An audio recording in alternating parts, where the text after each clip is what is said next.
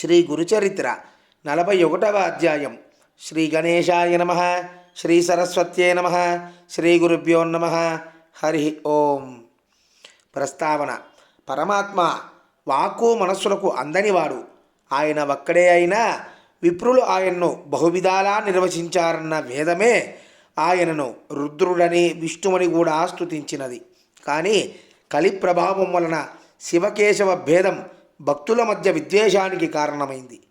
ద్వేషము, స్పర్ధ వంటి అసురీ స్వభావం గలవారి యజ్ఞదాన తపకర్మలు నిష్ఫలమని భగవద్గీత చెబుతున్నది. ఆ భేదాన్ని రూపుమాపి సత్వప్రధానమైన సామరస్యాన్ని తెలపడానికి త్రిమూర్తి రూపైన దత్తస్వామి ఈ యుగంలో శ్రీపాద శ్రీవల్లభులు, శ్రీ నృసింహ సరస్వతీ స్వాములుగా అవతరించారు. అందుకే శివపరమైన రుద్రాక్ష, భస్మము, కాశీ విశ్వనాథుల మహత్యం తెలిపిన శ్రీగురుడు విష్ణుపరమైన అశ్వత్థ పూజ, అనంత పద్మనాభ వ్రతాల మహత్యం కూడా తెలిపాడు.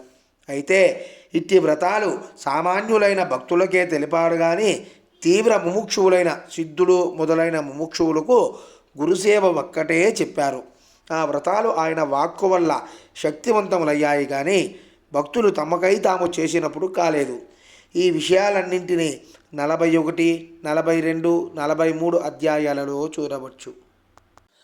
ఇక కథలోకి వెళ్తే, నామధారకుడు స్వామి సర్వధర్మాలతో కూడిన శ్రీ గురుచరిత్ర వింటూ ఉంటేనే నా హృదయంలో అజ్ఞానము అనే చీకట్లు నశించి జ్ఞానము అనే జ్యోతి వెలిగింది. ఇప్పుడు గురుస్మరణ పట్ల ఎంతో ప్రీతి కలుగుతున్నది. శ్రీగురుని అంతటి అవతారమూర్తి యొక్క సాన్నిధ్యం పొందిన మహాజ్ఞానులు, సిద్ధపురుషులు మీరు. నా పూర్వజన్మ పుణ్యం వల్ల మీరు మీ యొక్క దర్శన భాగ్యం నాకు కలిగించారు. మా పూర్వీకులు శ్రీగురు భక్తులు ఎలా అయ్యారో తెలుసుకోవాలని ఉంది, చెప్పండి అన్నాడు. సిద్ధయోగి ఇలా చెప్పసాగారు. నాయనా, పూర్వం శ్రీగురుడు తీర్థాటనం చేస్తూ గోదావరి తీరాన ఉన్న వాసర క్షేత్రానికి వేంచేసినప్పుడు ఆయన్ను భక్తితో పూజించి ఆయన ప్రేమకు పాత్రుడైన సాయందేవుడే మీ పూర్వీకుడు. అటు తర్వాత శ్రీగురుడు అనేక తీర్థక్షేత్రాలను పావనం చేస్తూ పర్యటించి ఈ గంధర్వ నగరం చేరారు కదా. అటు తర్వాత వారి కీర్తి దశ దిశలా వ్యాపించి సుదూర ప్రాంతాల నుండి కూడా ఎందరెందరో వచ్చి వారిని సేవించి అభీష్ట సిద్ధి పొందుతున్నారని మీ పూర్వీకుడైన సాయందేవునికి తెలిసింది. అతడు అందుకు ఎంతో ఆనందించి ఒకనాడు శ్రీవారి దర్శనానికి ఈ గంధర్వపురం వచ్చాడు. శ్రీగురునికి నిలయమైన ఈ గంధర్వపురం అతడి కంటపడగానే అతిశయించిన భక్తి శ్రద్ధలతో అడుగడుక్కు సాష్టాంగ నమస్కారాలు చేస్తూ మఠానికి చేరుకున్నాడు. అక్కడ శ్రీగురుని దర్శించగానే అతనికి రోమాంచితమై ఆనంద బాష్పాలు రాలాయి. ఆయనకు సాష్టాంగ నమస్కారం చేసి తన జుట్టుతో వారి పాదాలు తుడిచి గద్గద స్వరంతో ఆయన ఇలా స్తుతించాడు. ఓ పరమాత్మ, పరంజ్యోతి, నృసింహ సరస్వతి, మీరు త్రిమూర్త్యావతారులే కానీ మానవ మాత్రులు కాదు. సర్వతీర్థాలకు ఆశ్రయమైన మీ పాదాలను దర్శించినంత మాత్రాన కోటి జన్మల పాపం నశిస్తుంది. మీ దర్శనం వలన ధన్యుడనయ్యాను. మా పితరులు కూడా కృతార్థులయ్యారు. ఓ సర్వవ్యాపక సద్గురు భక్తవత్సల, జయము. జీవుల పట్ల కరుణ అనే జలంతో నిండిన కమండలంధరించిన మీరు సాక్షాత్తు ఆ బ్రహ్మదేవుడే. మీరు అమృతతుల్యమైన ఆ నీరు చల్లి చనిపోయిన వారిని మరలా బ్రతికిస్తున్నారు. స్వామి, దండమును ధరించిన మీరు సాక్షాత్తు దుష్టులను దండించి భక్తుల దైన్యాన్ని పారద్రోలి రక్షించే శ్రీ మహావిష్ణు స్వరూపులే. ఇప్పుడు ఇలా సన్యాసి వేషంలో అవతరించారు. భస్మము, రుద్రాక్షలు ధరించిన మీరు భక్తుల పాపాలను, భవరోగాన్ని నశింపజేయగల సమర్థులు. సాక్షాత్తు శివస్వరూపులు. ఎవరి కృప వలన చచ్చినవాడు బ్రతికాడో, గొడ్డు బర్రె పాలిచ్చిందో, మేడిగట్టె వృక్షమైందో, హీనుడు ఉద్ధరింపబడ్డాడో అట్టి మిమ్ము ఎవరు ఎరుగగలరు? శ్రీగురుడు సంతోషించి సాయందేవుడి తలపై చేయి పెట్టి, నాయనా, నీవు మాకు పరమభక్తుడవు. నీ స్తోత్రం వలన మాకు సంతోషమైంది. నీ వంశస్థులందరూ మా భక్తులై చిరకాల వర్ధిల్లుదురుగాక అని ఆశీర్వదించారు. తరువాత శిష్యులందరితో ఆయన, మీరంతా సంగమంలో స్నానం చేసి అశ్వత్థ వృక్షాన్ని సేవించి పంక్తి భోజనానికి రండి అని అన్నారు. అప్పుడు సాయం దేవునితో, నీవు కూడా వారితో వెళ్ళిరా, ప్రసాదం తీసుకొందువు అన్నారు. అందరూ సంగమానికి వెళ్ళి వచ్చాక శ్రీగురునికి అందరూ పూజ చేసి భిక్ష ఇచ్చారు. అప్పుడు స్వామి అతన్ని తమ పక్కనే కూర్చోబెట్టుకుని భోజనం పెట్టించారు. తర్వాత అతన్ని దగ్గరకు పిలిచి, నాయనా, నీవు ఎక్కడ ఉంటున్నావు? నీ భార్యాబిడ్డలు క్షేమమా? చాలా కాలానికి కల్పించావు అన్నారు. అప్పుడు అతడు ఆ యొక్క సాయం దేవుడు, స్వామి, మీరు సర్వజ్ఞులు, మీకు తెలియనిది ఏమున్నది? మీ దయవలన అందరూ క్షేమమే.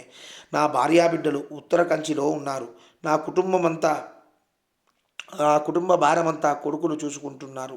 కనుక నేను మీ పాదాల చెంత ఉండి సేవించుకోవాలని వచ్చాను. మీరు అనుగ్రహించాలి అని వేడుకున్నాడు. శ్రీగురుడు నవ్వి, నాయన, మమ్మల్ని సేవించడం అంత సులభం కాదు. మేము ఒక చోట ఉండేవారం కాదు. ఎక్కడ పడితే అక్కడే ఉంటాము. ఒకప్పుడు ఊరిలో ఉంటే మరొకప్పుడు అడవిలో ఉంటాము. మాతో కలిసి ఉండడము, మా సేవ చేయడము కష్టం. కనుక బాగా ఆలోచించుకో అన్నారు. సాయం దేవుడు, స్వామి, మేము శరణు పొందిన నన్ను దూరం చేయవద్దు. మీరుండగా నాకు భయమేమిటి? గురు సన్నిధికి చేర్చే పాదాలే పాదాలు, గురు పూజ చేసే చేతులే చేతులు, గురు పాదాలనంటే శిరస్సే శిరస్సు. సర్వ అభిమానాలను నివారించి పురుషార్థాలు ప్రసాదించగల గురుకృప ఉండగా నాకు భయమేమి? నేను మీ చెంతనే ఉండి మీ పాదసేవ చేసుకుంటాను, అనుజ్ఞ ఇవ్వండి అని పట్టుబట్టాడు. అప్పుడు శ్రీగురుడు, నీకు అంత దృఢభావం ఉంటే అలానే చెయ్యి అని అంగీకరించారు. అతడు స్వామి సన్నిధిలో 3 నెలలున్న తర్వాత ఒకనాటి సాయంత్రం శ్రీగురుడు శిష్యులు ఎవ్వరినీ రావద్దని చెప్పి సాయం దేవుణ్ణి ఒక్కన్నే కూడా తీసుకుని సంగమానికి వెళ్ళారు. ఇంతలో మరికొందరు శిష్యులు వచ్చి సంగమ స్నానం చేశారు. సాయం సంధ్యోపాసన అయ్యాక శ్రీగురుడు అశ్వత్థ వృక్షం కింద కూర్చుని కొంతసేపు శిష్యులతో మాట్లాడారు. కొంతసేపటికి వారంతా గానగాపురం వెళ్ళిపోయారు. శ్రీగురుడు సాయం దేవుడు మాత్రమే అక్కడ ఉన్నారు. అప్పుడు అతనిని పరీక్షించదలిచి శ్రీగురుడు ఒక లీల చేశారు. అంతలోనే అకస్మాత్తుగా పెనుగాలి చెలరేగింది. ఆ గాలికి చెట్లు ఊగిపోయి విరిగి పడుతున్నాయి.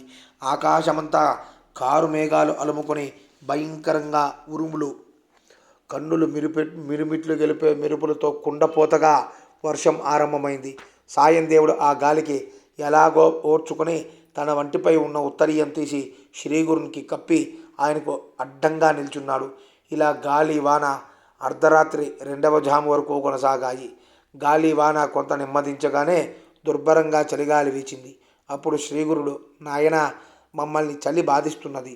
గ్రామానికి వెళ్ళి మఠం నుండి అగ్ని తీసుకురా అన్నారు. అతడు బయలుదేరుతుంటే అతనిని బాటకు అటు ఇటు చూడకుండా త్వరగా వెళ్ళిరమ్మని చెప్పారు. వెంటనే సాయం దేవుడు బయలుదేరి గంధర్వపురం వైపుకు నడవసాగాడు. దారిలో ఎక్కడ అడుగుపెట్టినా మోకాలు లోతున బురదలో కాళ్ళు కూరుకుపోతున్నాయి. ఆ పైన నీరు రొమ్ము లోతున ప్రవహిస్తుంది. కన్ను పొడుచుకున్నా కనిపించినంతగా కారు చీకట్లు అన్ని దిక్కులా కమ్ముకున్నాయి. వేగంగా వీస్తున్న గాలి అతనిని ఒక ప్రక్కన ఎట్టివేస్తోంది. ఎలాగో అతడు శ్రీగురుని స్మరిస్తూ చీకట్లో తడుముకుంటూ మెరుపుల వెలుగులో దారి చూసుకుంటూ బాట కనిపించినంత దూరం పెరగొడుతున్నాడు. చివరకు ఎలాగో అతడు మఠం చేరి అక్కడి సేవకులను నిద్రలేపి వారి వద్ద నుండి కుండలో నిప్పులు తీసుకుని తిరిగి బయలుదేరాడు. శ్రీగురుడు తనను ప్రక్కలకు చూడకుండా ఎందుకు సాగిపోమన్నారో తెలుసుకోవాలన్న కుతూహలం తీవ్రమై నెమ్మదిగా కుడిపక్కకు చూచాడు. అటు పక్కన 5 పడగలు గల భయంకరమైన త్రాచుపాము కనిపించింది. అతడు కొంచెం పక్కకు తప్పుకొని భయంతో వేగంగా నడుస్తూ నెమ్మదిగా ఎడమ పక్కకు చూచాడు. అటు పక్కన కూడా మరొక భయంకరమైన పాము అతని వెంటనే వస్తోంది. అతడు భయంతో మతిపోయి బాటలోని ఎత్తుపల్లాలు కూడా పట్టించుకోకుండా పరిగెత్తసాగాడు. అతడు ఎటు పోతే అటు అంత వేగంగానూ పాములు తరుముకొస్తున్నాయి. అతడు గుండె దడ పుట్టి దిక్కు తోచగా పొదల మధ్యకు పోయాడు.